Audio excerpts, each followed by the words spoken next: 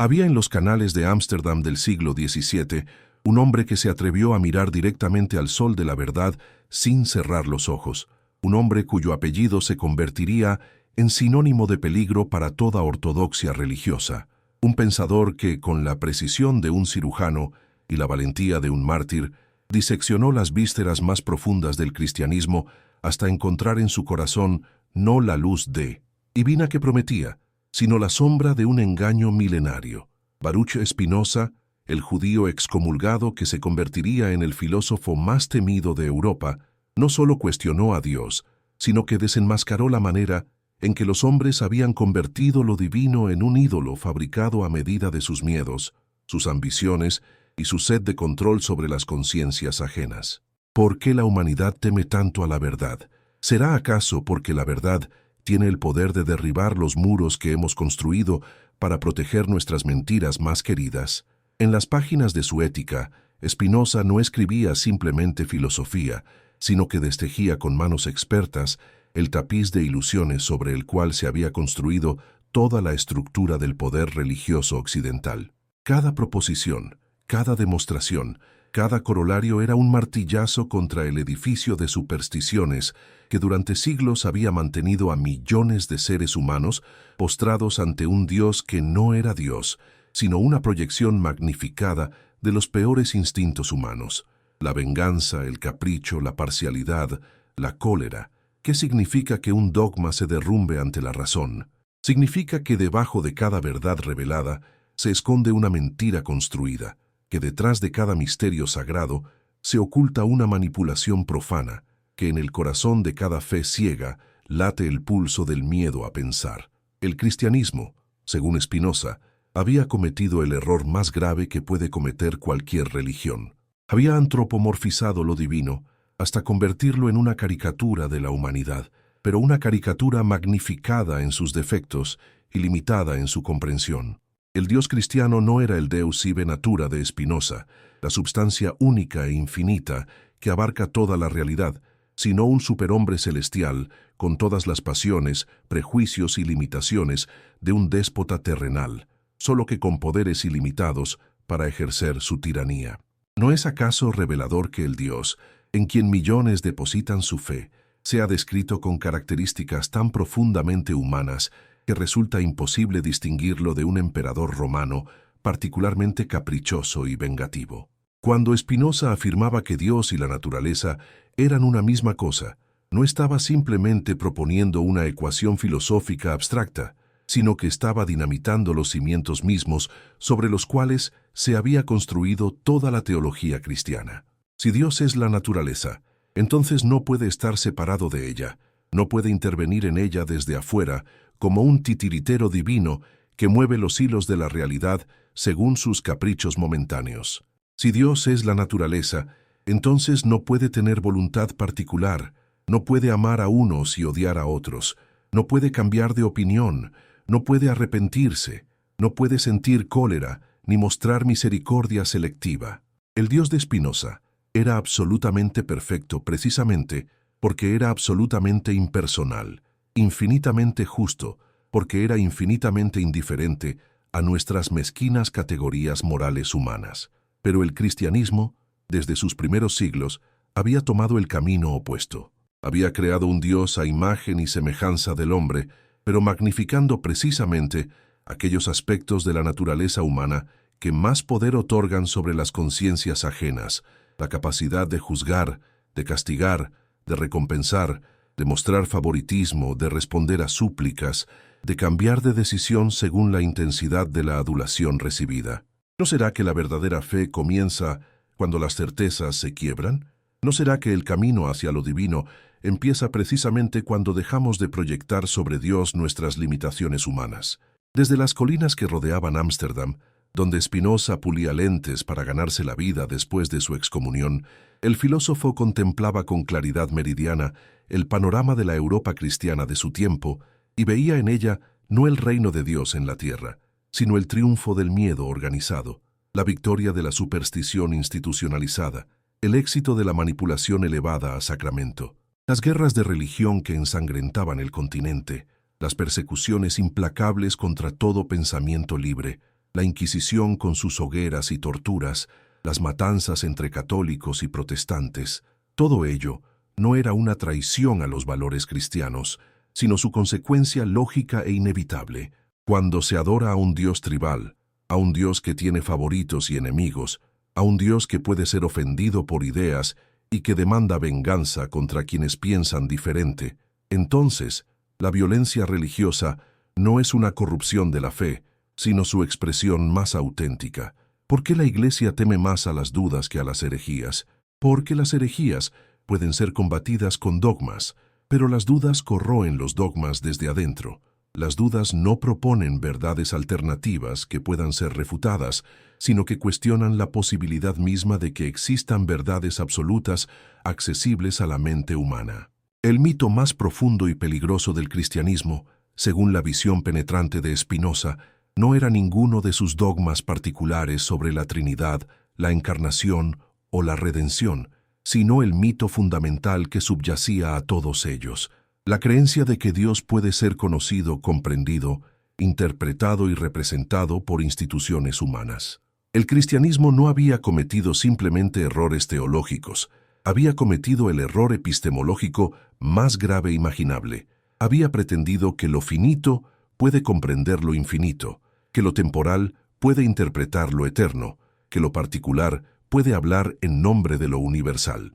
Cada vez que un papa proclamaba una verdad infalible, cada vez que un concilio definía un dogma indiscutible, cada vez que un teólogo pretendía explicar los misterios divinos, se estaba repitiendo el mismo error primordial.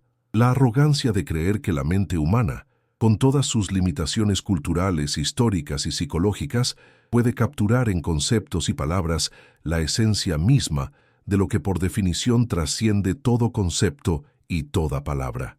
¿No es acaso la más grande de las idolatrías creer que nuestras ideas sobre Dios son Dios mismo? El Dios del cristianismo, observaba Spinoza con la frialdad implacable de un anatomista, no era más que una proyección amplificada de la psicología humana en sus aspectos más primitivos y peligrosos. Era un Dios que sentía celos, que se enfurecía, que castigaba, que perdonaba según criterios incomprensibles, que demandaba adoración, que respondía a plegarias, que intervenía en la historia humana para favorecer a sus elegidos y destruir a sus enemigos. En otras palabras, era exactamente el tipo de divinidad que inventaría una especie de primates inteligentes, pero aún dominados por instintos tribales, una especie que necesita figuras paternas todopoderosas para sentirse segura en un universo que percibe como hostil y caótico. Pero para Spinoza, el universo no era ni hostil ni caótico. Era simplemente lo que era, perfectamente ordenado según leyes naturales inmutables, absolutamente justo, porque era absolutamente impersonal, infinitamente sabio, porque no tenía propósitos particulares que realizar, ni preferencias personales que satisfacer. El error del cristianismo no había sido adorar a un Dios falso, sino adorar de manera falsa al único Deus que existe, la naturaleza misma en su totalidad infinita e indivisible. Mientras los contemporáneos de Spinoza luchaban entre sí para determinar cuál era la interpretación correcta de las Escrituras, cuál era la verdadera Iglesia, cuáles eran los dogmas auténticos y cuáles las herejías peligrosas, el filósofo de Ámsterdam había dado un paso atrás para contemplar todo el espectáculo desde una perspectiva más elevada, y desde esa altura pudo ver que todas esas disputas teológicas no eran más que variaciones sobre el mismo tema fundamental, la pretensión humana de poseer la verdad divina, de ser los intérpretes autorizados de la voluntad de Dios, de tener acceso privilegiado a los secretos del Altísimo. Desde algún lugar del mundo en este momento, querido espectador que me acompañas en esta reflexión, te encuentras contemplando estas ideas que han viajado a través de los siglos, desde la mente de un judío excomulgado hasta tu conciencia presente. Me pregunto desde qué ciudad, desde qué país, desde qué rincón de nuestro planeta azul estás siguiendo este pensamiento que cuestiona las certezas más profundas de nuestra civilización. ¿Podrías compartir conmigo, allá en los comentarios, desde dónde me escuchas y qué hora marca tu reloj en este instante? Y si estas reflexiones tocan algo profundo en tu alma, ¿no sería hermoso que las compartieras con algún amigo querido, con el deseo de que las bendiciones llueven sobre su familia, como llueven sobre la tuya.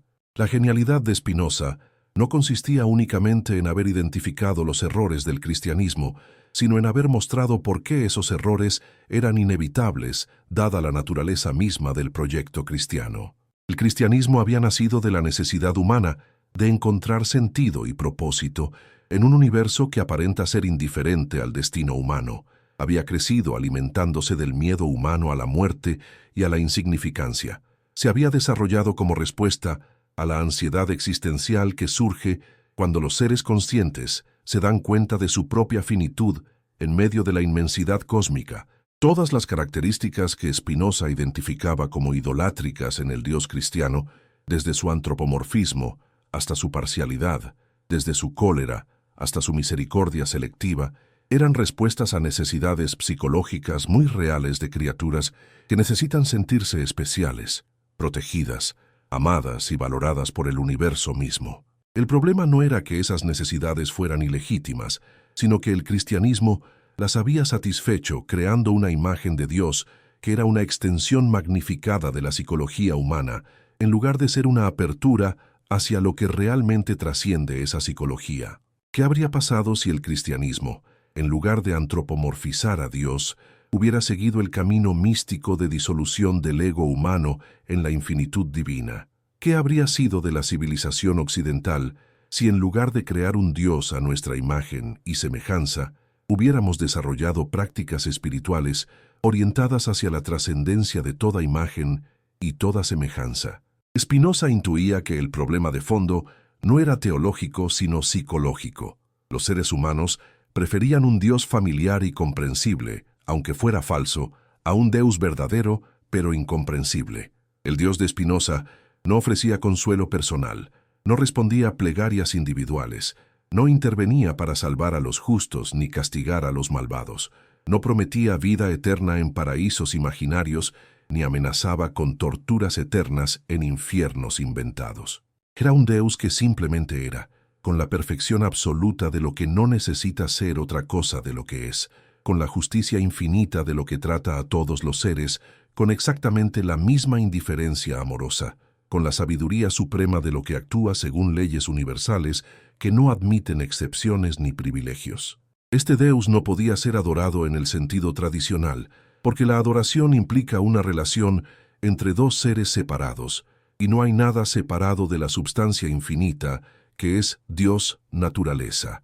No podía ser suplicado, porque no tiene voluntad particular que pueda ser influenciada por nuestras peticiones. No podía ser ofendido, porque la ofensa implica una limitación que es incompatible con la perfección absoluta. No podía ser complacido, porque la complacencia implica una carencia previa que es satisfecha, y lo infinito no puede carecer de nada. ¿Cómo puede una criatura finita relacionarse con un Deus infinito, que no es otra cosa que la totalidad misma de lo que existe?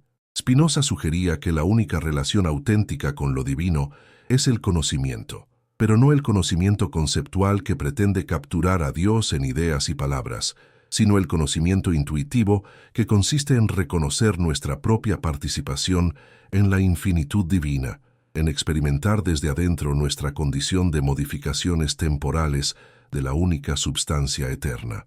Este tipo de conocimiento no produce consolación psicológica, pero produce algo mucho más valioso: liberación de la ilusión de separación, que es la fuente de todo sufrimiento humano. Cuando comprendemos que somos ondas temporales en el océano infinito del ser, que nuestros pensamientos son modificaciones de la mente infinita de Dios, que nuestros cuerpos son expresiones limitadas de la potencia infinita de la naturaleza, entonces la muerte pierde su aguijón, no porque creamos en la supervivencia personal, sino porque reconocemos que aquello que verdaderamente somos nunca nació y nunca puede morir. El cristianismo, al crear un Dios personal que ama y odia, que salva y condena, que promete y amenaza, había impedido precisamente esta comprensión liberadora. Había mantenido a los seres humanos encerrados en la ilusión de separación. Había alimentado la fantasía de que somos entidades independientes que necesitan relacionarse con un Dios igualmente independiente. Había fortalecido el ego precisamente en el momento en que la verdadera espiritualidad requiere su disolución. No es paradójico que una religión que predica el amor haya generado tanto odio, que una fe que promete paz haya causado tantas guerras, que una doctrina que anuncia liberación haya creado tantas formas de opresión. Spinoza no veía en estas contradicciones accidentes históricos lamentables, sino consecuencias lógicas inevitables de haber construido toda una civilización sobre un error fundamental acerca de la naturaleza de lo divino. Cuando el Dios que se adora es tribal, la religión se vuelve tribal. Cuando el Dios que se venera tiene enemigos, los creyentes se sienten llamados a combatir esos enemigos. Cuando el Dios que se invoca puede ser ofendido por ideas, las ideas diferentes se convierten en blasfemias que deben ser silenciadas. Cuando el Dios que se implora demanda pureza doctrinal, la diversidad de pensamiento se transforma en peligro espiritual que debe ser erradicado. El genio maligno del cristianismo, desde la perspectiva espinociana, había sido su capacidad para presentar como virtudes espirituales lo que en realidad eran vicios psicológicos magnificados. La intolerancia se disfrazaba de celo por la verdad. La violencia se justificaba como defensa de la fe.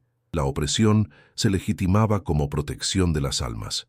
La ignorancia se santificaba como humildad ante el misterio divino. Cada hoguera de la Inquisición, cada guerra de religión, cada persecución de herejes, cada quema de libros prohibidos, cada tortura aplicada para obtener confesiones de fe, no era una traición a los valores cristianos, sino su realización más coherente. ¿Cómo podía ser de otra manera, cuando el Dios cristiano mismo era presentado como un ser que castiga eternamente a quienes no lo adoran correctamente, que condena al fuego eterno a quienes no aceptan las doctrinas apropiadas, que destruye civilizaciones enteras cuando considera que han traspasado ciertos límites morales? Los inquisidores no eran psicópatas que habían tergiversado el mensaje cristiano, eran creyentes sinceros que habían extraído las consecuencias lógicas de adorar a un Dios vengativo. Los cruzados no eran fanáticos que habían malentendido el Evangelio, eran fieles que habían tomado en serio la idea de que Dios tiene enemigos que deben ser combatidos en su nombre. Los cazadores de brujas no eran supersticiosos que habían corrompido la fe pura, eran teólogos que habían aplicado consistentemente la doctrina de que existe una guerra cósmica entre el bien y el mal, en la cual los cristianos están llamados a participar del lado divino. Spinoza veía en todos estos horrores no aberraciones del cristianismo, sino manifestaciones de su esencia más profunda. Una religión construida sobre la base de un Dios antropomórfico, tribal y vengativo, no puede generar otra cosa que antropomorfismo, tribalismo y venganza en sus seguidores. Una fe que presenta a la divinidad como un ser que odia y castiga no puede producir otra cosa que odio y castigo entre quienes se consideran sus representantes en la tierra. ¿Pero acaso no había en el cristianismo elementos que apuntaban en dirección opuesta? ¿No predicaba Jesús el amor a los enemigos, el perdón de las ofensas, la compasión hacia los sufrientes, la justicia para los oprimidos? Spinoza no negaba que existieran esas enseñanzas, pero observaba que habían sido sistemáticamente neutralizadas por el marco teológico general en el cual habían sido insertadas. El amor cristiano no era amor universal, sino amor selectivo, dirigido hacia quienes pertenecían a la comunidad de los elegidos. El perdón cristiano no era perdón incondicional, sino perdón condicionado al arrepentimiento y la conversión. La compasión cristiana no era compasión hacia todos los seres, sino compasión preferencial hacia quienes compartían la fe correcta. Más importante aún, todas esas virtudes cristianas eran presentadas como mandamientos de un Dios personal que recompensaba su cumplimiento y castigaba su violación, lo cual convertía incluso a las acciones más nobles en formas sofisticadas de egoísmo espiritual. Se amaba al prójimo no porque el amor fuera intrínsecamente valioso, sino porque Dios había ordenado amar y prometido recompensar ese amor.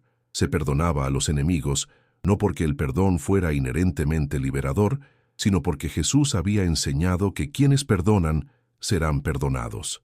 Se ayudaba a los pobres no porque la justicia fuera un valor absoluto, sino porque el cielo estaba prometido a quienes practicaran obras de misericordia.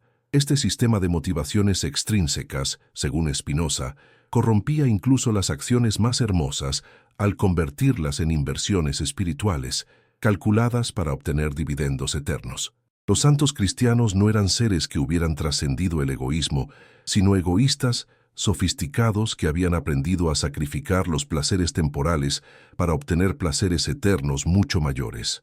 Los místicos cristianos no eran contempladores que hubieran disuelto su ego en lo infinito, sino individualistas espirituales que buscaban una relación personal privilegiada con un Dios personal. ¿No es revelador que incluso en sus momentos de mayor elevación espiritual, el cristianismo no haya podido escapar completamente de las categorías del intercambio comercial? El paraíso se ganaba, la salvación se merecía, la gracia se obtenía, los méritos se acumulaban, las indulgencias se compraban, los pecados se pagaban, la justicia divina se satisfacía. Hasta en sus metáforas más sublimes, la teología cristiana traicionaba su origen en una mentalidad mercantil que había convertido la relación con lo divino en una transacción cósmica entre un Dios acreedor y unos seres humanos deudores. Desde la perspectiva de Spinoza, esta mentalidad transaccional era la consecuencia inevitable de haber antropomorfizado a Dios hasta convertirlo en un ser que tiene deseos, preferencias, expectativas y demandas.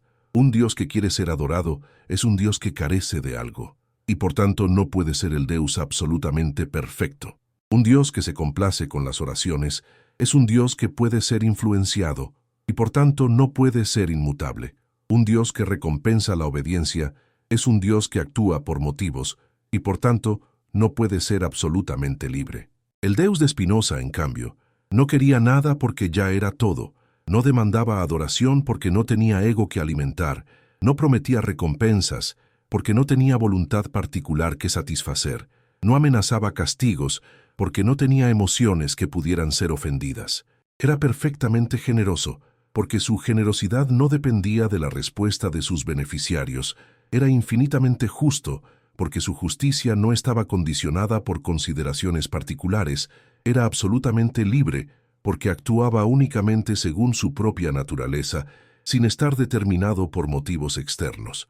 Esta visión de lo divino no ofrecía las consolaciones psicológicas que buscaba la mayoría de los seres humanos, pero ofrecía algo infinitamente más valioso, la posibilidad de una relación auténtica con la realidad tal como es, sin las mediaciones deformantes de nuestros deseos, miedos y fantasías. Conocer a Dios, para Spinoza, no significaba obtener información sobre un ser supremo, sino participar conscientemente en la inteligencia infinita que constituye la esencia misma de lo real. En las noches claras de Ámsterdam, cuando Spinoza interrumpía su trabajo de pulir lentes para contemplar las estrellas, no veía en ellas los ojos de un Dios personal que lo miraba con amor paternal, pero tampoco las percibía como masas de materia inerte que giraban mecánicamente en el vacío cósmico. Las veía como expresiones de la misma potencia infinita que se expresaba en su propia mente cuando contemplaba la geometría eterna que gobierna todos los movimientos celestes, como manifestaciones de la misma substancia única que se manifestaba en sus propios pensamientos, cuando comprendía las leyes necesarias que conectan cada efecto con su causa en la cadena infinita del ser. No había separación real entre el pensador y lo pensado, entre el conocedor y lo conocido, entre la mente humana que contempla las estrellas y la inteligencia cósmica que ordena sus órbitas. Todo era modificaciones de la única substancia infinita que Spinoza identificaba simultáneamente con Dios y con la naturaleza. Todo era expresiones temporales del único ser eterno que no necesita justificación externa, porque es la fuente de toda justificación, que no requiere explicación ajena, porque es el fundamento de toda explicación. Esta comprensión no nacía de la fe en el sentido cristiano, que implica aceptar sin evidencia proposiciones que trascienden la razón, sino del conocimiento en el sentido más pleno del término, que implica ver con claridad meridiana la estructura necesaria de lo real. No era una creencia que podía ser verdadera o falsa, sino una visión directa que se imponía con la misma evidencia con que se imponen las verdades matemáticas. No generaba dudas que necesitaran ser acalladas mediante actos de fe, sino certeza que se fortalecía cada vez que la mente la contemplaba con mayor profundidad. Pero ¿cómo podía estar tan seguro Spinoza de que su visión de Dios era correcta y la cristiana errónea? No estaba simplemente reemplazando un dogma por otro, una fe por otra fe, una teología por otra teología. Desde la perspectiva cristiana, el filósofo de Ámsterdam no era más que otro hereje arrogante que pretendía conocer mejor que la Iglesia los misterios divinos, otro rebelde intelectual que confundía sus especulaciones racionales con revelaciones auténticas, otro pensador soberbio que había caído en la tentación más antigua del mundo, querer ser como Dios conociendo el bien y el mal. Pero Spinoza tenía una respuesta a estas objeciones que cortaba de raíz toda posible refutación. Su Deus no era una hipótesis teórica que podía ser verdadera o falsa, sino la única realidad que era absolutamente cierta, la existencia misma. Dudar de la existencia de Deus sive natura era tan absurdo como dudar de la propia existencia, porque tanto la duda como quien duda eran modificaciones de la substancia infinita. Negar a Dios era tan contradictorio como negar la realidad, porque Dios no era otra cosa que la realidad misma, considerada en su totalidad infinita. El Dios cristiano, en cambio, era una construcción teórica que requería fe para ser aceptada, que admitía dudas porque no se imponía con evidencia directa, que necesitaba ser defendido mediante argumentos porque no era inmediatamente obvio para la razón.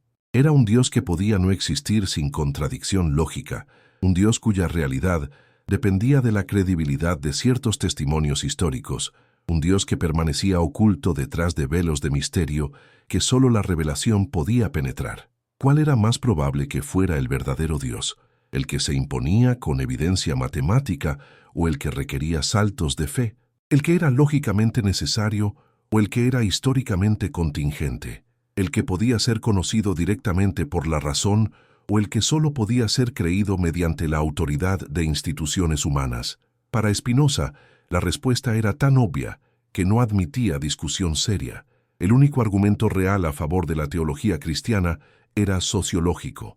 Era más consoladora para las masas que necesitaban un Dios antropomórfico que las protegiera de sus angustias existenciales. Pero el precio de esa consolación era enorme. La renuncia a la verdad, la aceptación de la superstición, la sumisión a autoridades que pretendían tener acceso privilegiado a los secretos divinos, la participación en un sistema de creencias que generaba fanatismo, violencia e intolerancia como consecuencias lógicas inevitables. ¿Valía la pena mantener las ilusiones consoladoras del cristianismo cuando esas mismas ilusiones eran la fuente de tantos sufrimientos innecesarios? Spinoza creía que no, pero también comprendía por qué la mayoría de sus contemporáneos pensaba lo contrario.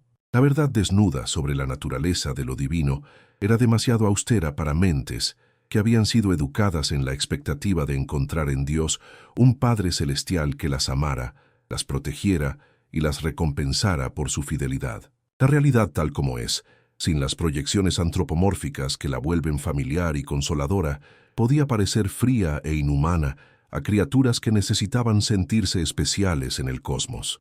Pero para quienes estaban dispuestos a pagar el precio de renunciar a sus ilusiones más queridas, se abría la posibilidad de una relación con lo divino infinitamente más profunda y auténtica que cualquier cosa que pudiera ofrecer el cristianismo. En lugar de adorar a un ídolo fabricado a imagen y semejanza de nuestros deseos y temores, se volvía posible participar conscientemente en la vida misma de Dios, que no era otra cosa que la actividad infinita mediante la cual la naturaleza se despliega eternamente en la infinita diversidad de sus manifestaciones. Esta participación consciente no otorgaba privilegios especiales ni garantizaba recompensas futuras, pero proporcionaba algo mucho más valioso: la experiencia directa de la eternidad en el tiempo, el conocimiento inmediato de la infinitud desde la perspectiva de lo finito, la comprensión vivida de que aquello que verdaderamente somos trasciende infinitamente nuestras limitaciones aparentes como individuos separados. En los salones intelectuales de París, en las universidades de Oxford, en los cenáculos teológicos de Roma, el nombre de Spinoza se pronunciaba en voz baja, como se menciona a un demonio cuyo poder crece cada vez que alguien lo invoca. Los eruditos que habían dedicado su vida entera a defender la ortodoxia cristiana sentían un escalofrío de terror metafísico cada vez que intentaban refutar las proposiciones de la ética, porque descubrían que era imposible atacar las conclusiones sin cuestionar las premisas, e imposible cuestionar las premisas sin poner en duda todo el edificio conceptual sobre el cual se había construido la civilización occidental. ¿Qué significa que un dogma se derrumbe ante la razón? Significa que debajo de cada verdad que se creía eterna se descubre una construcción histórica, que detrás de cada misterio que se consideraba sagrado aparece una invención humana, que en el corazón de cada fe que se presumía revelada late el pulso de intereses muy terrenales. El conflicto entre Spinoza y el cristianismo no era simplemente una disputa académica entre diferentes interpretaciones de lo divino, sino una guerra total entre dos concepciones radicalmente incompatibles de la realidad, la verdad y la vida humana. Para el cristianismo, la razón humana era una facultad limitada y corrompida por el pecado original, incapaz de alcanzar por sí misma las verdades más importantes sobre Dios, el alma y el destino eterno del hombre. Para Spinoza, la razón era una participación directa en la inteligencia infinita de Dios, la herramienta más poderosa y confiable de que disponía el ser humano para conocer la estructura necesaria de lo real y encontrar su lugar auténtico en el cosmos. Desde la perspectiva cristiana, la filosofía podía ser útil como ancilla theologiae, como sirvienta de la teología que ayudara a explicar y defender las verdades reveladas, pero nunca podía convertirse en fuente autónoma de conocimiento sobre las cuestiones últimas. Existían misterios que trascendían la capacidad de comprensión humana, verdades que solo podían ser conocidas mediante la fe, realidades que permanecían ocultas a la razón natural y que requerían la iluminación sobrenatural de la gracia divina para ser penetradas. Para Spinoza, en cambio, no existían misterios genuinos sino únicamente ignorancia temporal. No había verdades inaccesibles a la razón, sino únicamente comprensiones que aún no habían sido alcanzadas.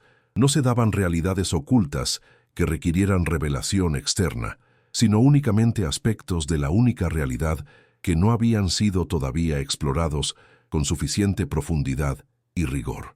Todo lo que existía podía ser conocido, porque todo lo que existía era inteligible, y todo era inteligible porque todo era expresión de la misma substancia infinita que se manifestaba tanto en el orden del pensamiento como en el orden de la extensión. ¿No será que la verdadera fe comienza cuando las certezas se quiebran? ¿No será que el camino hacia lo divino se abre precisamente cuando dejamos de aferrarnos a las seguridades doctrinales que nos protegen del vértigo de lo infinito? El cristianismo había construido un elaborado sistema de certezas dogmáticas que funcionaba como una coraza protectora contra la incertidumbre existencial, pero esa misma coraza impedía el contacto directo con la realidad tal como es. Las verdades reveladas servían como sustitutos consoladores de la verdad desnuda. Las promesas de salvación funcionaban como anestésicos contra la angustia de la finitud. Las doctrinas sobre la vida eterna operaban como defensas psicológicas contra el terror de la muerte.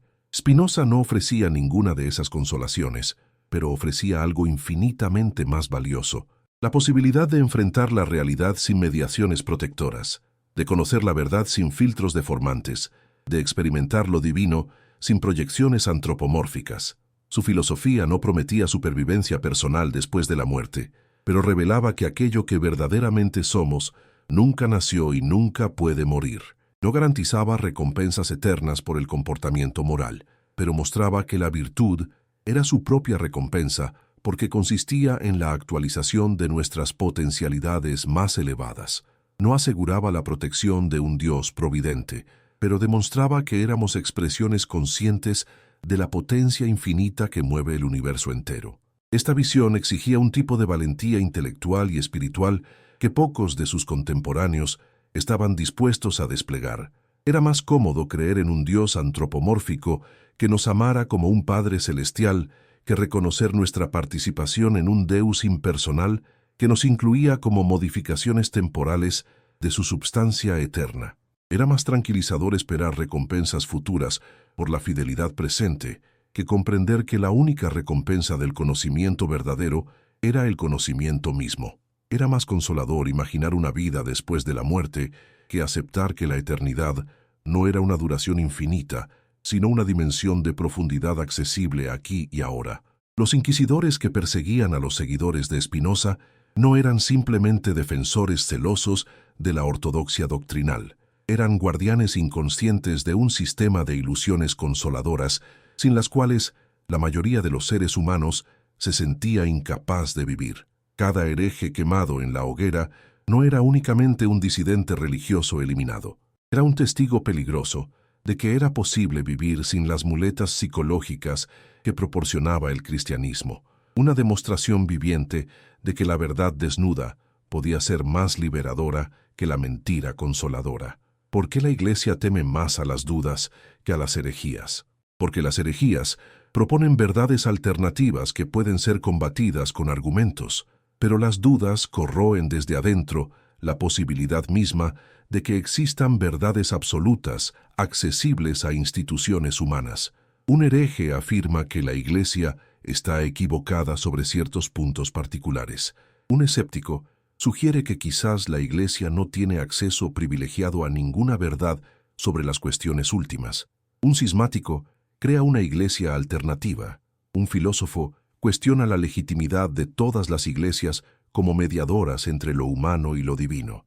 Spinoza era infinitamente más peligroso que cualquier hereje tradicional, porque no proponía una teología alternativa, sino que cuestionaba la posibilidad misma de la teología como empresa legítima. No afirmaba que los dogmas cristianos fueran falsos, sugería que la pregunta misma sobre su verdad o falsedad estaba mal planteada. No argumentaba que la Iglesia estuviera equivocada en sus interpretaciones de la Escritura. Demostraba que la Escritura misma era un documento humano que reflejaba las limitaciones culturales y conceptuales de sus autores históricos. Para los teólogos acostumbrados a disputar sobre la interpretación correcta de los textos sagrados, sobre la formulación precisa de los dogmas ortodoxos, sobre la definición exacta de los misterios revelados, la perspectiva espinociana resultaba literalmente impensable. Era como si alguien entrara en una discusión apasionada sobre las reglas del ajedrez para sugerir que quizás todo el juego era una pérdida de tiempo. Era como si un observador externo interrumpiera una guerra teológica para señalar que ambos bandos estaban luchando por la posesión de territorios imaginarios. Desde la altura de su visión filosófica, Spinoza podía contemplar todas las disputas doctrinales del cristianismo como variaciones sobre el mismo tema fundamental, la pretensión de que lo finito puede comprender y definir lo infinito, de que lo temporal puede interpretar lo eterno, de que lo particular puede hablar en nombre de lo universal. Católicos y protestantes se mataban entre sí por determinar cuál era la verdadera interpretación de la voluntad divina, sin advertir que la voluntad misma era una categoría antropomórfica que no podía aplicarse legítimamente a un Deus absolutamente perfecto.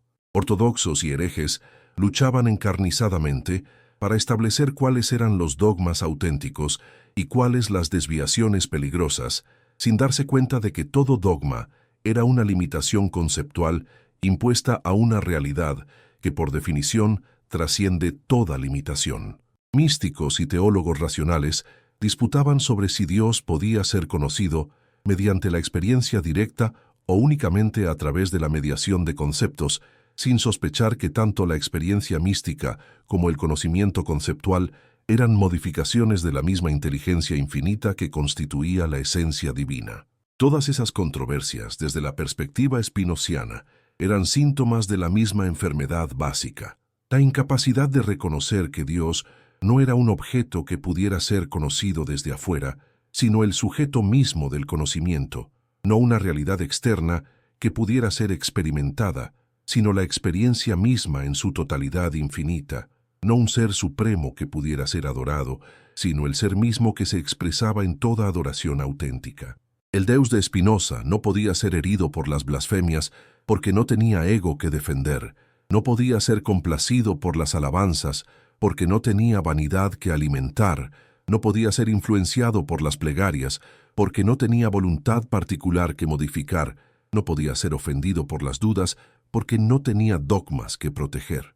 era absolutamente invulnerable a todos los ataques humanos, precisamente porque no era otro que la humanidad misma, considerada en su contexto cósmico infinito. Esta invulnerabilidad divina hacía que todas las guerras de religión fueran simultáneamente trágicas y cómicas. Trágicas porque causaban sufrimientos reales a seres humanos reales, cómicas porque se libraban en nombre de un Dios que era igualmente presente en todos los bandos y que no podía tomar partido por ninguno sin dejar de ser infinito. Los cruzados que mataban musulmanes en nombre de Cristo y los musulmanes que mataban cruzados en nombre de Alá estaban adorando al mismo Deus bajo nombres diferentes, expresando la misma potencia divina en formas aparentemente opuestas, sirviendo a la misma causa cósmica mediante estrategias que creían antagónicas. ¿No era profundamente irónico que las religiones que más enfáticamente predicaban el amor fraternal fueran las que más sistemáticamente generaran odio fratricida? ¿No resultaba paradójico que las instituciones que más apasionadamente defendían la unidad de Dios fueran las que más violentamente dividían a la humanidad? ¿No era contradictorio que las doctrinas que más explícitamente enseñaban la paz celestial fueran las que más eficazmente producían guerra terrenal? Spinoza no veía en estas contradicciones accidentes lamentables que pudieran ser corregidos mediante reformas institucionales o purificaciones doctrinales, sino consecuencias lógicas inevitables de haber construido toda la religión sobre una premisa falsa. La creencia de que Dios era un ser particular, con preferencias particulares, que podían ser conocidas y servidas por grupos humanos particulares. Mientras se mantuviera esa premisa antropomórfica, todas las religiones teístas generarían necesariamente tribalismo, fanatismo y violencia, porque adorar a un Dios tribal es convertirse inevitablemente en una tribu que se considera elegida por ese Dios. El cristianismo no había logrado escapar de esta dinámica a pesar de sus proclamas universalistas, porque su universalismo era en realidad un particularismo expandido. No se trataba de reconocer lo divino en toda la humanidad, sino de convertir a toda la humanidad a una forma particular de reconocer lo divino. El amor cristiano al prójimo no era amor incondicional a todos los seres, sino amor condicionado a la aceptación de ciertas creencias específicas. La salvación cristiana no era liberación universal del sufrimiento, sino privilegio especial reservado a quienes habían sido seleccionados por la gracia divina. Incluso en sus expresiones más sofisticadas y tolerantes, el cristianismo no podía liberarse completamente de la lógica de inclusión y exclusión que derivaba de su concepto antropomórfico de Dios. Siempre había una diferencia esencial entre los que estaban dentro y los que estaban fuera, entre los salvados y los condenados, entre los elegidos y los réprobos, entre los que tenían acceso a la verdad revelada y los que permanecían en las tinieblas de la ignorancia natural. Esta diferencia no era meramente sociológica, sino ontológica. Según la doctrina cristiana, la gracia divina transformaba realmente la naturaleza de quienes la recibían, creaba una diferencia cualitativa entre los regenerados y los no regenerados, establecía una jerarquía espiritual objetiva entre los hijos de Dios y los hijos de las tinieblas. Los cristianos no eran simplemente personas que habían adoptado ciertas creencias, eran seres humanos que habían sido recreados por la acción sobrenatural del Espíritu Santo. Desde la perspectiva espinociana, toda esta elaborada teología de la gracia y la regeneración no era más que una forma sofisticada de narcisismo colectivo. Los cristianos se habían convencido de que eran ontológicamente superiores a los no cristianos, de que tenían acceso privilegiado a verdades inaccesibles para el resto de la humanidad, de que estaban destinados a una felicidad eterna, mientras que los demás sufrirían tormentos infinitos. ¿Cómo podía una doctrina semejante generar otra cosa que arrogancia espiritual, desprecio por los diferentes y violencia justificada religiosamente? El Deus de Spinoza, en cambio, no tenía favoritos porque no tenía voluntad particular que pudiera preferir unos seres a otros. Era igualmente presente en cristianos y paganos, en ortodoxos y herejes, en santos y pecadores, porque todos eran modificaciones de la misma substancia infinita. No existía diferencia ontológica entre los seres humanos que justificara privilegios espirituales especiales. Solo existían diferencias de grado en la comprensión de la realidad común a todos. Esta igualdad metafísica fundamental no eliminaba las diferencias entre las personas, pero las colocaba dalam una perspectiva completamente distinta. Las diferencias entre sabios e ignorantes, entre virtuosos y viciosos, entre felices y desdichados, no eran diferencias de estatus ontológico, sino diferencias de actualización de potencialidades comunes. Todo ser humano tenía la capacidad de conocer la verdad, de vivir virtuosamente, de experimentar la felicidad genuina, porque todo ser humano era una expresión de la misma potencia infinita que constituía la esencia divina. Las religiones antropomórficas, al crear categorías de elegidos y réprobos, de salvados y condenados, de puros e impuros, impedían precisamente este reconocimiento de la dignidad infinita común a todos los seres. Establecían diferencias artificiales que dividían a la humanidad en castas espirituales, generaban sentimientos de superioridad en unos y de inferioridad en otros, alimentaban dinámicas de dominación que se justificaban como voluntad divina.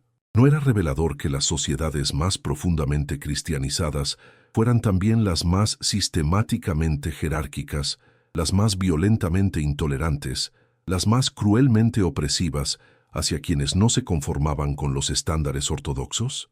¿No resultaba significativo que la Europa cristiana hubiera desarrollado la Inquisición, las guerras de religión, la caza de brujas, la conquista genocida de América, el tráfico de esclavos africanos, todo ello justificado como servicio a un Dios de amor? Spinoza no veía en estos horrores desviaciones del cristianismo auténtico, sino manifestaciones de su lógica interna más profunda. Una religión construida sobre la base de un Deus tribal que tiene favoritos y enemigos no puede generar otra cosa que tribalismo religioso. Una fe que adora a un Dios vengativo, que castiga a sus opositores, no puede producir otra cosa que venganza religiosa. Una doctrina que proclama a un Dios celoso que no tolera competencia no puede crear otra cosa que intolerancia religiosa. El problema no estaba en las interpretaciones particulares del cristianismo, sino en su estructura conceptual básica. No importaba cuánto enfatizaran los teólogos el amor divino, porque ese amor era selectivo y condicional. No importaba cuánto predicaran los misioneros la paz celestial, porque esa paz excluía a quienes rechazaran el mensaje cristiano.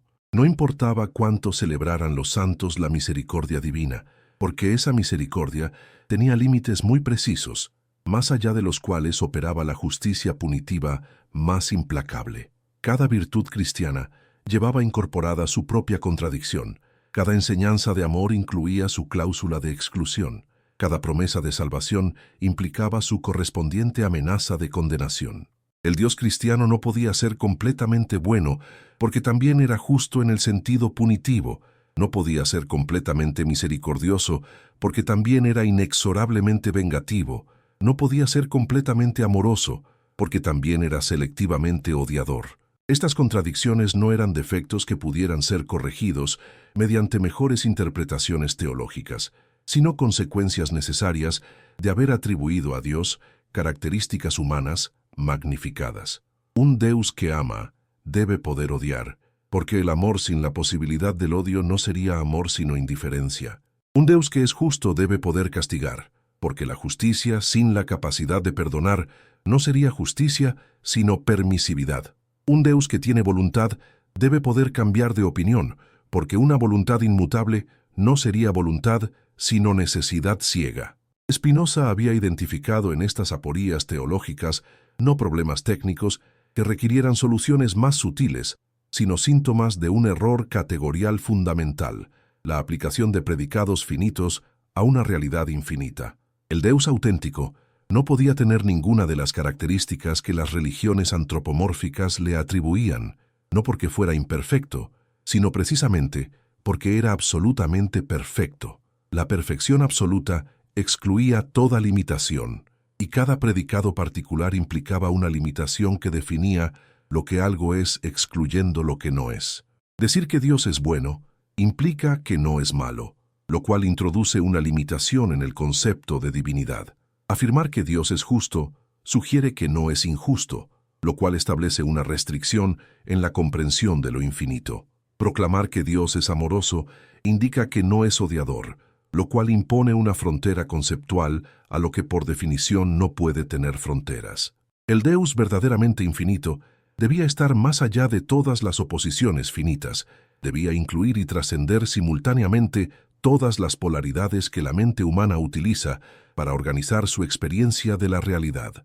Esta trascendencia de las oposiciones no significaba que Dios fuera contradictorio, sino que las contradicciones solo existían desde la perspectiva limitada de los seres finitos que necesitan dividir la realidad en categorías discretas para poder pensarla. Desde la perspectiva de lo infinito, todas las oposiciones se revelaban como aspectos complementarios de una única totalidad que las abarcaba sin ser reducida a ninguna de ellas. El bien y el mal, la justicia y la misericordia, el amor y el odio, la creación y la destrucción, no eran fuerzas cósmicas antagónicas que lucharan por el control del universo, sino conceptos humanos que reflejaban diferentes maneras de experimentar y evaluar los procesos naturales desde perspectivas particulares condicionadas por intereses específicos. Lo que parecía bueno desde cierto punto de vista podía parecer malo desde otro. Lo que aparentaba justo en determinadas circunstancias podía aparecer injusto en contextos diferentes. Lo que se experimentaba como amoroso en ciertas relaciones podía experimentarse como odiador en vínculos distintos. Pero la naturaleza en su totalidad infinita no era ni buena ni mala, ni justa ni injusta, ni amorosa ni odiadora, porque incluía todas las perspectivas particulares sin identificarse con ninguna. Era perfectamente imparcial porque era igualmente presente en todas las parcialidades, absolutamente objetiva porque abarcaba todas las subjetividades, completamente neutral porque contenía todas las posiciones sin favorecer ninguna. Esta neutralidad divina no era indiferencia fría, sino plenitud infinita que no podía ser aumentada ni disminuida por ningún acontecimiento particular. El Deus de Spinoza no era indiferente al sufrimiento humano porque le faltara compasión, sino porque la compasión misma era una de las infinitas maneras en que la substancia divina se expresaba a través de las criaturas sensibles. El dolor de una criatura que sufre no era menos divino que el placer de una criatura que goza. La tristeza de quien llora no era menos sagrada que la alegría de quien ríe. La angustia de quien duda no era menos valiosa que la serenidad de quien cree. Todas las experiencias humanas, desde las más sublimes hasta las más degradadas, desde las más nobles hasta las más viles, desde las más sabias hasta las más ignorantes, eran modificaciones de la única substancia infinita que se expresaba en la diversidad infinita de sus manifestaciones temporales. No existía jerarquía ontológica entre los diferentes modos de ser, no había experiencias intrínsecamente superiores o inferiores, no se daban estados espirituales privilegiados que merecieran ser preferidos por un Dios que supuestamente los favorecía. Esta igualdad metafísica radical eliminaba de un solo golpe toda la estructura jerárquica sobre la cual se había construido la civilización cristiana. Si todas las experiencias humanas eran igualmente divinas, entonces no podía haber una casta sacerdotal que tuviera acceso privilegiado a lo sagrado. Si todos los estados de conciencia eran modificaciones de la mente infinita de Dios, entonces no podía haber doctrinas ortodoxas que fueran intrínsecamente superiores a las heréticas. Si todas las formas de vida eran expresiones de la potencia divina, entonces no podía haber estilos de existencia que merecieran ser impuestos a otros como voluntad del Altísimo. ¿Pero acaso esta igualdad metafísica no conducía directamente al relativismo moral más absoluto? ¿No implicaba que todas las acciones eran igualmente válidas, que todos los comportamientos merecían el mismo respeto, que no existían criterios objetivos para distinguir entre el bien y el mal? Los críticos de Spinoza, tanto cristianos como judíos, tanto católicos como protestantes, tanto ortodoxos como reformados, coincidían en señalar que la filosofía spinociana destruía toda posibilidad de ética genuina al eliminar la diferencia fundamental entre lo correcto y lo incorrecto. Spinoza tenía una respuesta a esta objeción que revelaba la profundidad de su genio filosófico. La ética no desaparecía cuando se eliminaban los mandamientos divinos antropomórficos, Por el contrario, por primera vez, se volvía posible una ética auténtica basada en la comprensión racional de la naturaleza humana y sus potencialidades intrínsecas. En lugar de obedecer reglas externas impuestas por una autoridad heterónoma, los seres humanos podían desarrollar su propia capacidad de discernimiento moral basada en el conocimiento de lo que realmente los beneficiaba o los perjudicaba. La moralidad espinociana no se fundamentaba en el miedo al castigo divino, ni en la esperanza de recompensas celestiales, sino en la comprensión de que ciertas maneras de vivir actualizaban las potencialidades humanas más elevadas, mientras que otras las reprimían o distorsionaban. Era bueno lo que aumentaba la potencia de actuar y de pensar, malo lo que la disminuía. Era virtuoso lo que promovía el florecimiento integral del ser humano, vicioso lo que lo obstaculizaba o lo destruía. Esta ética inmanente no requería revelación sobrenatural porque se basaba en la estructura misma de la naturaleza humana, que podía ser conocida mediante la observación cuidadosa y el análisis racional. No necesitaba autoridades externas que la impusieran, porque se imponía por sí misma a quienes comprendían sus fundamentos. No demandaba actos de fe, porque se demostraba mediante la experiencia directa de quienes la practicaban. ¿No era infinitamente más sólida una moralidad basada en el conocimiento que una moralidad basada en la obediencia ciega? ¿No resultaba más confiable una ética fundamentada en la comprensión racional que una ética sustentada en mandamientos arbitrarios? ¿No era más liberadora una virtud que surgía de la propia naturaleza de la gente que una virtud impuesta desde afuera por amenazas y promesas? El cristianismo, al externalizar completamente la fuente de la moralidad, había infantilizado moralmente a la humanidad. Los cristianos no eran seres moralmente autónomos que habían desarrollado su capacidad de discernimiento ético, sino menores de edad espirituales que obedecían reglas cuyo sentido no necesitaban comprender. Su bondad no era expresión de su propia perfección natural, sino sumisión a una voluntad externa que podía demandar cualquier cosa, incluso acciones que desde la perspectiva puramente humana parecían perversas o crueles. ¿No era profundamente significativo que los santos cristianos más venerados fueran precisamente aquellos que habían llevado hasta el extremo la negación de sus propias inclinaciones naturales? ¿No resultaba revelador que la santidad cristiana se midiera por la capacidad de contradecir sistemáticamente todo lo que la naturaleza humana consideraba placentero, saludable o razonable? ¿No era sintomático que la perfección cristiana consistiera en la aniquilación de todo lo específicamente humano en nombre de una obediencia absoluta a mandatos divinos incomprensibles?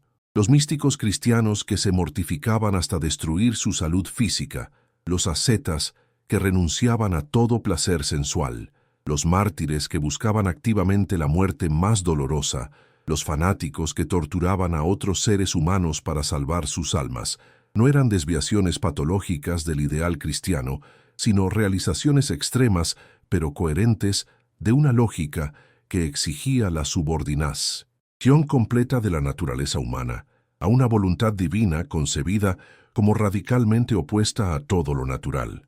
Spinoza veía en esta lógica de autonegación no el camino hacia la santidad, sino la receta perfecta para la producción sistemática de personalidades neuróticas, sociedades represivas y culturas violentas.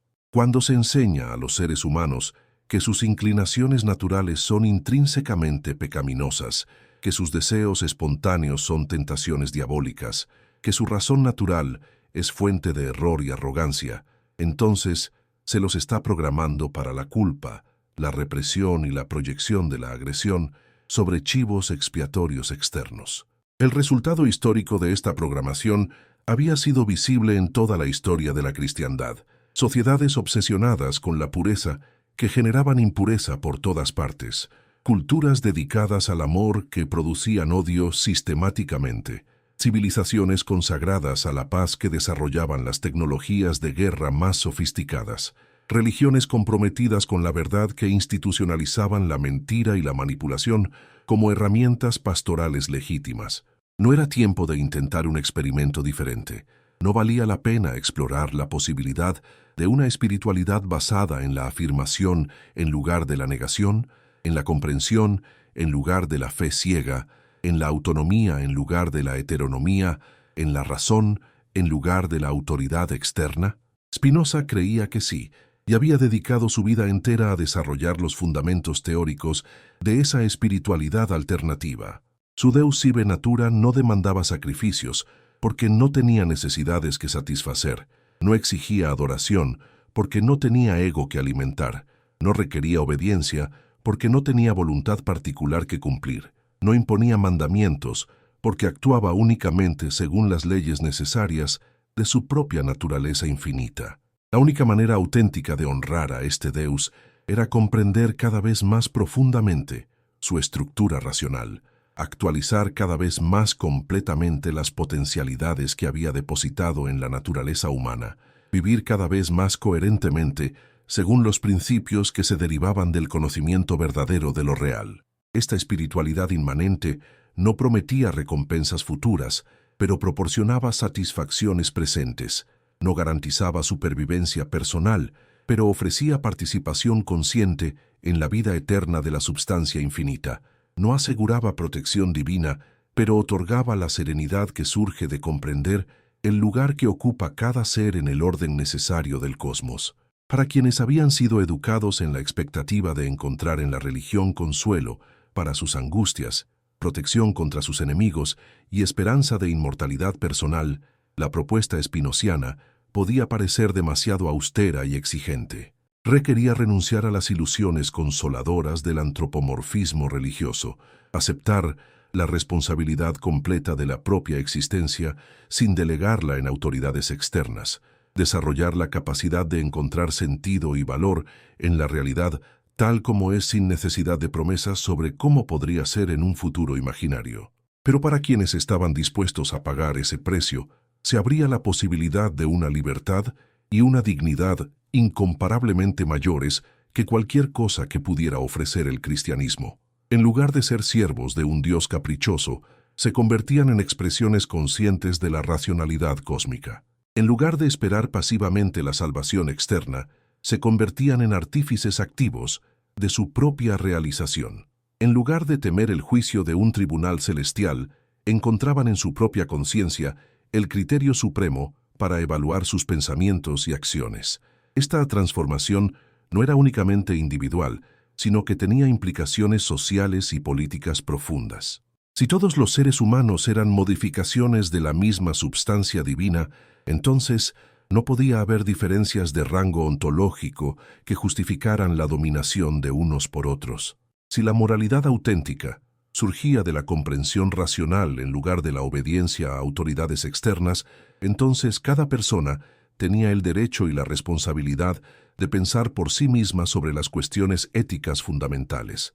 Si la espiritualidad genuina consistía en el conocimiento y la actualización de las propias potencialidades, en lugar de la sumisión a instituciones religiosas, entonces no podía haber castas sacerdotales que monopolizaran el acceso a lo sagrado. Si Dios era la naturaleza misma, en lugar de un ser sobrenatural que pudiera ser representado por iglesias particulares, entonces todas las instituciones religiosas perdían su legitimidad como mediadoras necesarias entre lo humano y lo divino.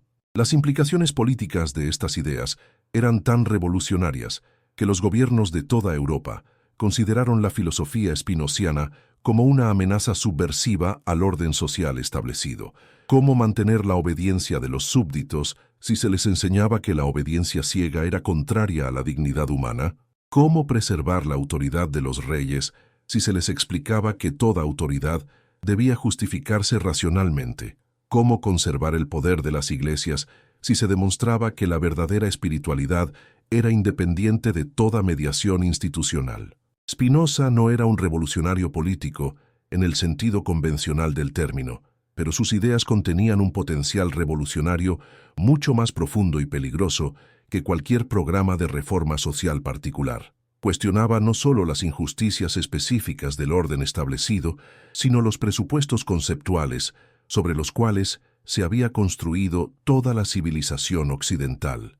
Atacaba no únicamente los abusos del poder religioso y político, sino las fuentes mismas de legitimidad de ese poder.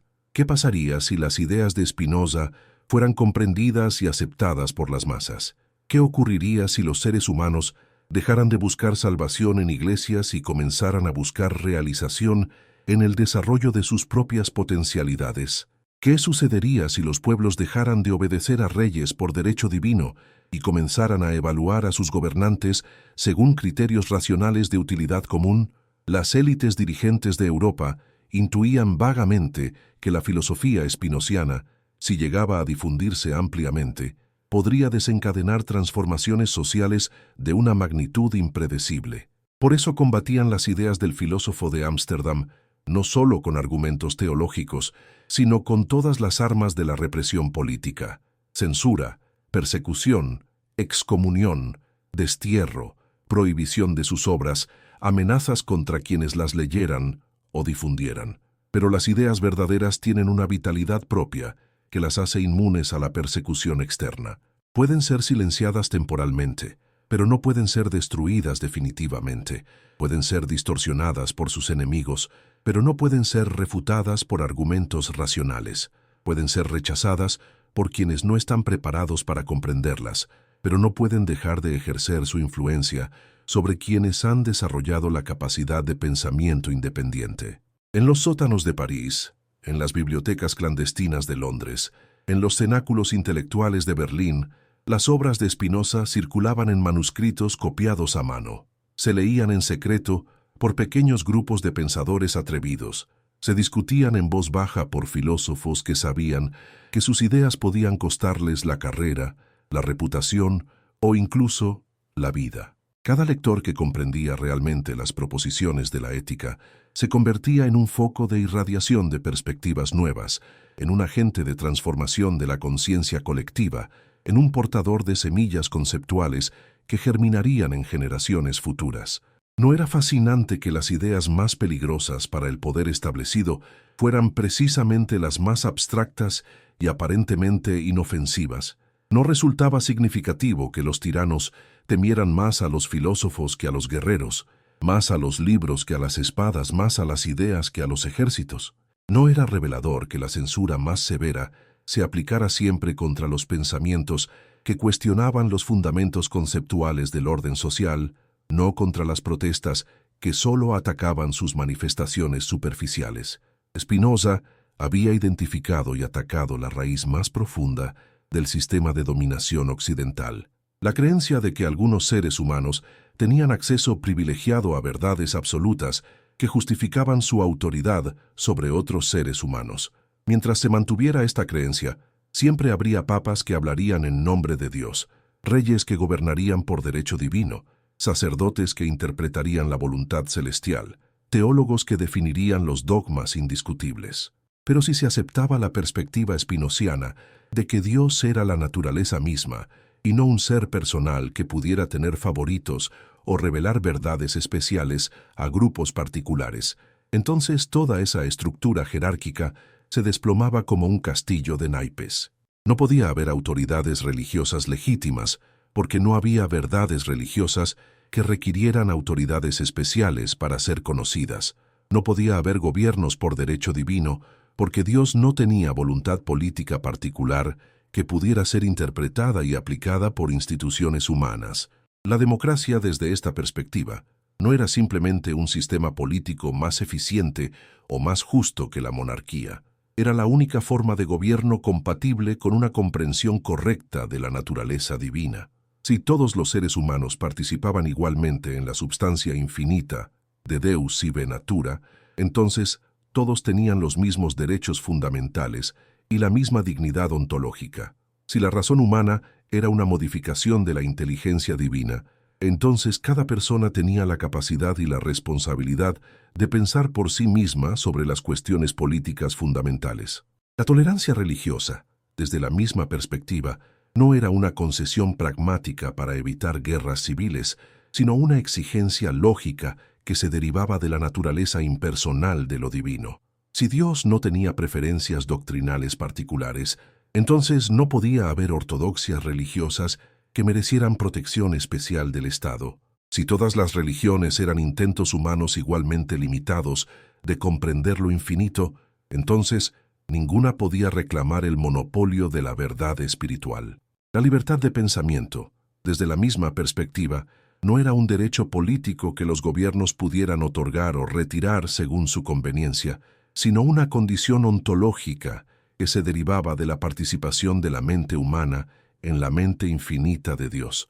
Reprimir el pensamiento libre no era únicamente una injusticia social, era un sacrilegio metafísico que violentaba la estructura misma de la realidad. Todas estas implicaciones políticas de la filosofía espinociana permanecían en gran medida implícitas en la ética, que se concentraba en cuestiones metafísicas y éticas más que en problemas políticos particulares. Pero los lectores más perspicaces podían extraer fácilmente las consecuencias prácticas de los principios teóricos.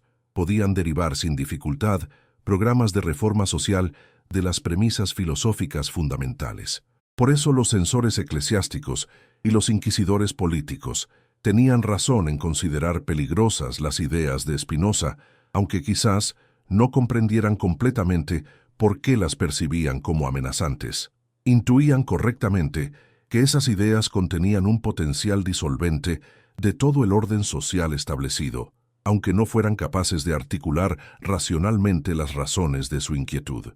El Deus antropomórfico del cristianismo no era únicamente una construcción teológica abstracta, era la piedra angular conceptual sobre la cual se había edificado toda la civilización occidental, con sus jerarquías políticas, sus instituciones religiosas, sus sistemas educativos, sus códigos morales, sus estructuras familiares, sus relaciones internacionales. Cuestionar la legitimidad de ese Deus era cuestionar implícitamente la legitimidad de todo el orden social que se había construido sobre su supuesta autoridad. No era precisamente por eso que la revolución espinociana resultaba simultáneamente más necesaria y más difícil que cualquier revolución política particular. Era más necesaria porque atacaba las causas profundas de la opresión humana en lugar de limitarse a sus síntomas superficiales. Era más difícil porque requería una transformación de la conciencia mucho más radical que cualquier cambio de instituciones políticas. Mientras los seres humanos siguieran creyendo que necesitaban autoridades externas que les dijeran cómo pensar, cómo vivir y cómo relacionarse con lo divino, seguirían generando nuevas formas de dominación incluso después de haber derrocado las viejas. Mientras siguieran buscando salvación fuera de sí mismos, seguirían siendo vulnerables a todo tipo de manipuladores que les prometieran esa salvación a cambio de obediencia. Mientras siguieran adorando a un Dios antropomórfico que tenía favoritos y enemigos, seguirían dividiendo el mundo en bandos antagónicos que se combatían mutuamente en nombre de la verdad absoluta. La verdadera liberación humana, desde la perspectiva espinociana, solo podía comenzar cuando los individuos desarrollaran la valentía intelectual de pensar por sí mismos, la madurez emocional de asumir la responsabilidad completa de sus propias vidas, la sabiduría espiritual de reconocer su participación en la infinitud divina, sin necesidad de mediaciones institucionales.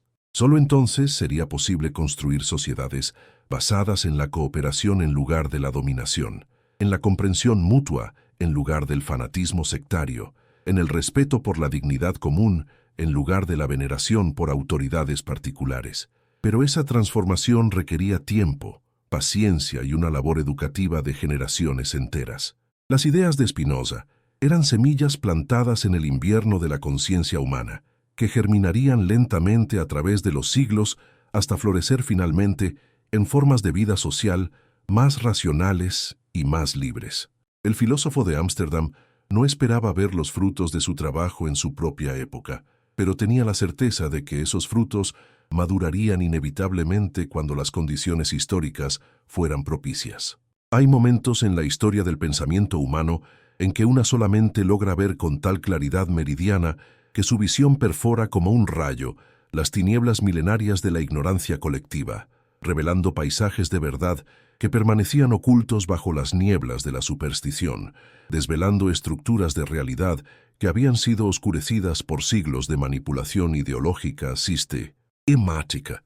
Spinoza fue una de esas mentes excepcionales que aparecen quizás una vez cada 1000 años, un genio capaz de repensar desde sus cimientos más profundos toda la arquitectura conceptual sobre la cual se había construido una civilización entera, un visionario que tuvo la audacia de cuestionar no solo las respuestas que había dado el cristianismo a las preguntas fundamentales de la existencia humana, no las preguntas mismas tal como habían sido formuladas por 20 siglos de tradición teológica occidental. Cuando Spinoza escribía en su estudio de Reinsburg que Dios no podía ser considerado como un ser que actúa por fines, que tiene voluntad, que experimenta emociones, que responde a plegarias, que interviene milagrosamente en el curso natural de los acontecimientos, no estaba simplemente proponiendo una corrección técnica a ciertos errores doctrinales del cristianismo, sino que estaba detonando una bomba conceptual cuya explosión seguiría resonando a través de los siglos, transformando para siempre la manera en que la humanidad podía concebir su relación con lo divino, con la naturaleza, consigo misma y con las posibilidades de su propio destino histórico. ¿Por qué la verdad tiene tanto poder transformador que las instituciones establecidas la temen más que a cualquier fuerza militar? ¿Por qué una idea filosófica abstracta puede resultar más subversiva que cualquier programa político concreto? ¿Por qué los tiranos censuran los libros con mayor ferocidad que la que despliegan para reprimir las rebeliones armadas? Porque comprenden intuitivamente que las ideas verdaderas poseen una fuerza irresistible que tarde o temprano se abre camino a través de todas las resistencias, derribando los muros de ignorancia que protegen sus privilegios, disolviendo las ilusiones colectivas que legitiman su dominación. La idea más peligrosa que jamás había concebido mente humana era precisamente la más simple y evidente, que Dios no era otra cosa que la naturaleza misma, que lo divino no habitaba en un reino sobrenatural separado de la realidad física, sino que constituía la esencia misma de todo lo que existe, que lo sagrado no era algo que debiera ser buscado más allá del mundo sensible, sino que era la estructura racional inmanente que organiza desde adentro todo el cosmos visible. Esta identificación spinoziana de Deus sive natura eliminaba de un solo golpe toda la compleja maquinaria conceptual mediante la cual el cristianismo había mantenido a la humanidad en estado de dependencia espiritual durante milenios. Si Dios era la naturaleza, entonces no hacían falta sacerdotes que mediaran entre lo humano y lo divino, porque cada ser humano estaba ya en contacto directo e inmediato con la divinidad a través de su propia existencia natural. Si lo sagrado era inmanente a lo real, entonces no hacían falta iglesias que monopolizaran el acceso a lo trascendente, porque cada lugar era igualmente santo, cada momento igualmente eterno, cada experiencia igualmente divina cuando era comprendida desde la perspectiva correcta. Si la inteligencia divina se manifestaba en las leyes naturales que podían ser conocidas mediante la razón, entonces no hacían falta revelaciones sobrenaturales que requirieran fe ciega, porque la verdad más alta estaba accesible a cualquier mente que desarrollara suficientemente su capacidad de pensamiento riguroso. Si la perfección divina consistía en la necesidad racional con que todo acontece, según leyes inmutables, entonces no hacían falta milagros que violaran el orden natural para demostrar la existencia y el poder de Dios.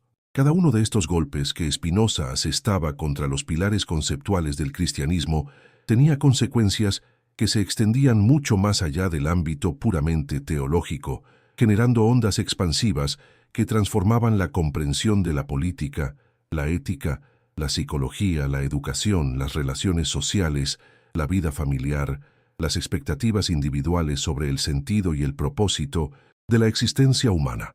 Era como si el filósofo hubiera encontrado el hilo maestro cuyo tirón deshacía todo el tejido de ilusiones sobre el cual se había construido la civilización occidental. Si no existía un Dios personal que tuviera favoritos, entonces no podía haber pueblos elegidos con derechos especiales sobre otros pueblos. Si no había revelaciones divinas particulares, entonces no podía haber religiones verdaderas que merecieran privilegios políticos sobre religiones falsas. Si no había autoridades espirituales investidas de poder sobrenatural, entonces no podía haber jerarquías eclesiásticas que pudieran reclamar obediencia incondicional de los fieles. Si no había mandamientos divinos externos a la naturaleza humana, entonces no podía haber códigos morales impuestos desde arriba que debieran ser aceptados sin discusión racional. si no había premios y castigos ultraterrenos distribuidos por un juez celestial, entonces no podía haber sistemas éticos basados en el miedo al infierno y la esperanza del paraíso. Si no había almas inmortales separables del cuerpo, entonces no podía haber dualismos antropológicos que despreciaran la vida corporal en favor de una supuesta vida espiritual pura. Todas estas consecuencias se derivaban lógicamente de la premisa fundamental de que Deus sive natura, de que Dios y la naturaleza eran nombres diferentes para la misma realidad única e indivisible contemplada desde perspectivas distintas. Pero Spinoza comprendía que la mayoría de sus contemporáneos no estaban preparados psicológicamente para aceptar estas implicaciones, porque hacerlo habría requerido una reestructuración completa de sus esquemas mentales más básicos, una renuncia a las seguridades conceptuales que habían organizado sus vidas desde la infancia, una transformación de la conciencia tan radical que habría equivalido a una segunda conversión mucho más dramática que cualquier experiencia religiosa tradicional. ¿Cómo podía pedirle a una persona educada en la creencia de que era un alma inmortal, destinada a la felicidad eterna, que aceptara ser únicamente un modo finito de la substancia infinita que aparece temporalmente y luego se disuelve en la totalidad de la cual había emergido?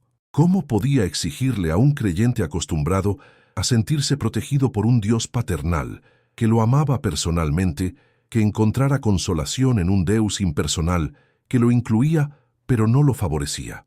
¿Cómo podía demandarle a un fiel que había organizado toda su existencia en torno a la esperanza de salvación ultraterrena que descubriera el sentido de la vida en la actualización de sus potencialidades naturales aquí y ahora?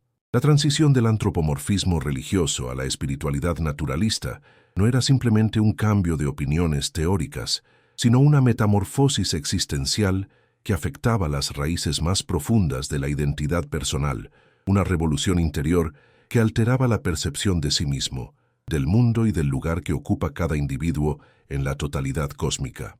Requería una madurez emocional, una independencia intelectual y una valentía espiritual que pocos seres humanos habían desarrollado suficientemente para enfrentar la realidad sin las muletas protectoras de las ilusiones antropomórficas. Spinoza era plenamente consciente de estas dificultades, pero también tenía la certeza de que la verdad poseía una fuerza propia que tarde o temprano se impondría sobre todas las resistencias psicológicas y sociales. Las ideas falsas podían mantenerse artificialmente durante períodos prolongados mediante la ignorancia, la represión y la manipulación, pero las ideas verdaderas tenían la capacidad de resonar con la estructura misma de la realidad, de conectar con la inteligencia profunda que constituía la esencia de la mente humana, de despertar reconocimientos que ninguna autoridad externa podía bloquear definitivamente. Cada persona que comprendía realmente las proposiciones de la ética experimentaba una liberación interior que no podía ser revertida por ninguna presión externa, un despertar de la conciencia que la convertía en portadora de semillas conceptuales destinadas a germinar en generaciones futuras, una transformación de la percepción que la volvía inmune a las formas más sofisticadas de manipulación ideológica.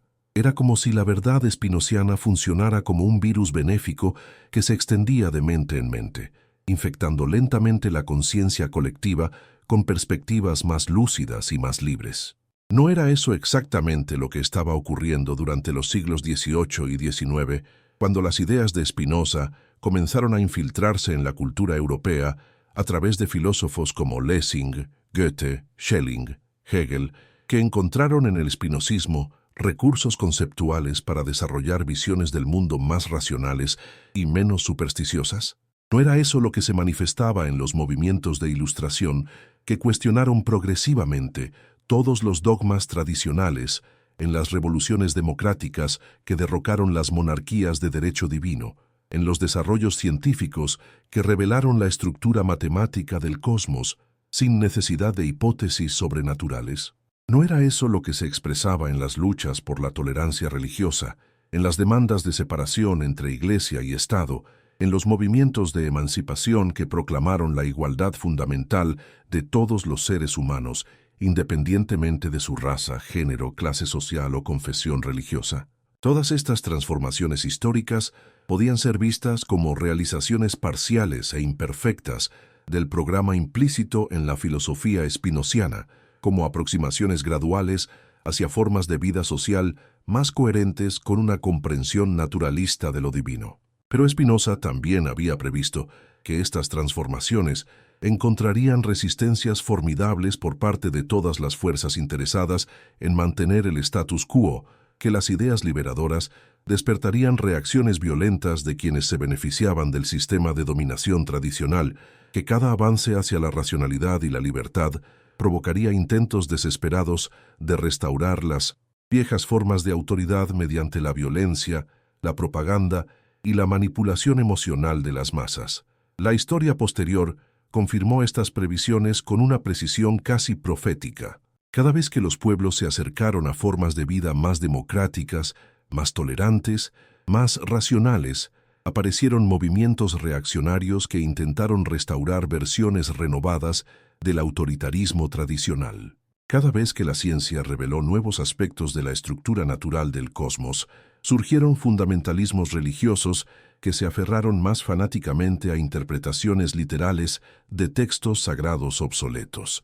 Cada vez que la educación popular difundió capacidades de pensamiento crítico entre sectores más amplios de la población, se desarrollaron técnicas más sofisticadas de propaganda y manipulación mediática para mantener a las masas en estado de ignorancia funcional. Cada vez que los movimientos de emancipación cuestionaron formas tradicionales de opresión, aparecieron nuevas ideologías que legitimaban la dominación mediante categorías aparentemente seculares, pero estructuralmente idénticas a las que habían utilizado las religiones antropomórficas. ¿No era fascinante observar cómo los totalitarismos del siglo XX habían reproducido en formas laicizadas todos los elementos esenciales del cristianismo autoritario que Spinoza había criticado 3 siglos antes? Los líderes carismáticos que exigían obediencia ciega funcionaban como papas seculares investidos de autoridad absoluta. Las ideologías oficiales que no admitían discusión operaban como dogmas laicos, protegidos por inquisiciones modernas. Las promesas de paraísos terrenales futuros servían como versiones secularizadas de las esperanzas de salvación ultraterrena. Los enemigos externos e internos, que debían ser eliminados para purificar la sociedad, cumplían las mismas funciones psicológicas que habían cumplido los demonios y herejes en la mentalidad cristiana medieval. Los rituales políticos de masas generaban los mismos estados de exaltación colectiva que habían producido las ceremonias religiosas tradicionales. Las purgas periódicas de desviacionistas satisfacían las mismas necesidades de chivos expiatorios que habían satisfecho las persecuciones de brujas y judíos en las sociedades cristianas. Spinoza habría reconocido inmediatamente en todos estos fenómenos manifestaciones secularizadas de la misma estructura mental antropomórfica que había identificado como la fuente de todos los fanatismos religiosos. Los totalitarismos modernos no eran superaciones del cristianismo, sino transposiciones del cristianismo a claves aparentemente no religiosas, repeticiones de los mismos errores conceptuales básicos en vocabularios actualizados, reediciones de las mismas dinámicas de dominación bajo disfraces ideológicos renovados. ¿Pero acaso eso significaba que las ideas de Spinoza habían fracasado históricamente, que su programa de emancipación racional había demostrado ser utópico, que la humanidad estaba condenada a repetir eternamente los mismos ciclos de liberación parcial, seguida de reacción autoritaria? O más bien indicaba que la revolución conceptual iniciada por el filósofo de Ámsterdam aún no había sido completada, que sus implicaciones más profundas aún no habían sido comprendidas ni realizadas por las sociedades humanas. Spinoza mismo habría respondido que las transformaciones auténticas de la conciencia requieren períodos históricos mucho más largos que los que puede abarcar la experiencia de unas pocas generaciones, que las ideas verdaderamente revolucionarias necesitan siglos para infiltrarse completamente en la mentalidad colectiva, que los cambios superficiales de instituciones y vocabularios no deben confundirse con las metamorfosis profundas de la estructura mental que determinan las formas básicas de percibir la realidad. La verdadera medida del éxito histórico de una filosofía no debía buscarse en sus realizaciones institucionales inmediatas, sino en su capacidad de generar perspectivas más lúcidas que siguieran operando como fermentos de transformación a través de los siglos, influyendo de maneras a menudo imperceptibles en la evolución de la conciencia humana, preparando las condiciones conceptuales para formas de vida social más racionales y más libres que quizás no emergerían plenamente hasta épocas futuras muy distantes. Desde esta perspectiva de largo plazo, las ideas de Spinoza no habían fracasado, sino que continuaban trabajando silenciosamente en las profundidades de la cultura occidental, minando gradualmente los fundamentos conceptuales del autoritarismo, disolviendo lentamente las supersticiones que legitimaban la dominación, creando espacios mentales donde pudieran germinar comprensiones más maduras de la dignidad humana, de la naturaleza de lo divino, de las posibilidades de cooperación social basada en la razón en lugar del miedo. Cada científico que investigaba las leyes naturales sin referencia a intervenciones sobrenaturales estaba aplicando implícitamente el principio espinociano de que la naturaleza es inteligible por sí misma. Cada educador que desarrollaba las capacidades de pensamiento crítico de sus estudiantes estaba actualizando la convicción spinociana de que la razón humana participa de la inteligencia cósmica. Cada activista que luchaba por la igualdad de derechos estaba realizando la intuición spinociana de que todos los seres humanos son modificaciones de la misma substancia divina. Cada artista que encontraba lo sagrado en la realidad natural, sin necesidad de referencias sobrenaturales, estaba expresando la visión spinociana de que lo divino es inmanente a lo real. Cada persona que asumía la responsabilidad de su propia vida sin delegarla en autoridades externas estaba encarnando el ideal spinociano de autonomía racional. Cada individuo que desarrollaba formas de espiritualidad independientes de instituciones religiosas estaba ejemplificando la posibilidad spinociana de una relación directa con lo divino.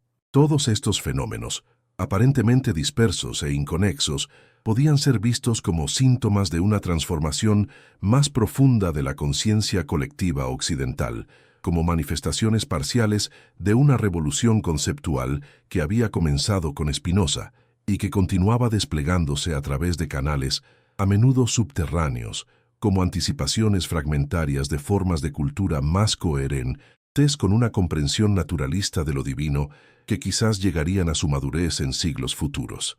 Pero esa transformación no era automática ni inevitable. Requería el esfuerzo consciente de individuos que hubieran comprendido suficientemente las ideas spinocianas para convertirse en agentes activos de su difusión y realización práctica.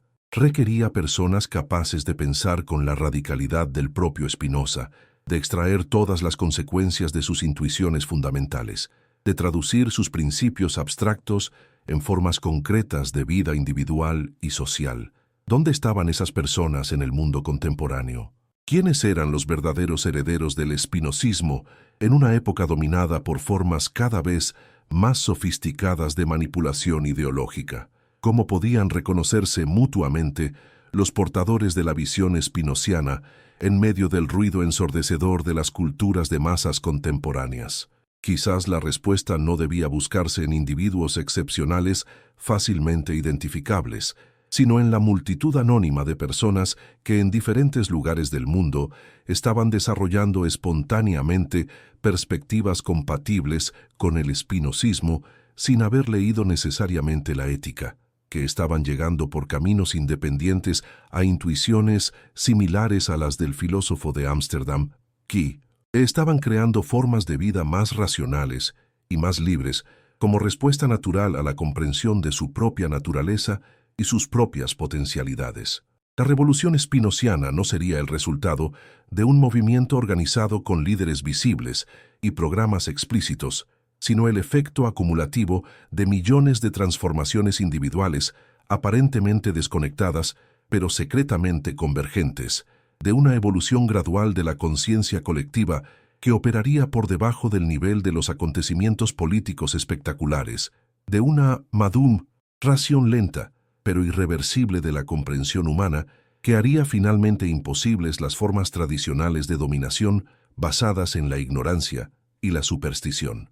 ¿No era eso precisamente lo que estaba ocurriendo en nuestro tiempo, cuando las tecnologías de comunicación global hacían cada vez más difícil mantener a las poblaciones en estado de ignorancia controlada, cuando el acceso directo a información de todas las fuentes volvía obsoletas las mediaciones autoritarias tradicionales, cuando la interconexión planetaria revelaba la artificialidad de las DIO?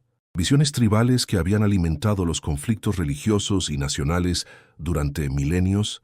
No era significativo que las instituciones religiosas tradicionales estuvieran perdiendo rápidamente su influencia sobre las generaciones más jóvenes, que los dogmas que habían parecido eternos e indiscutibles durante siglos fueran cuestionados abiertamente por sectores cada vez más amplios de la población, que las formas de espiritualidad más dinámicas fueran precisamente aquellas que habían abandonado el antropomorfismo tradicional en favor de comprensiones más naturalistas de lo divino.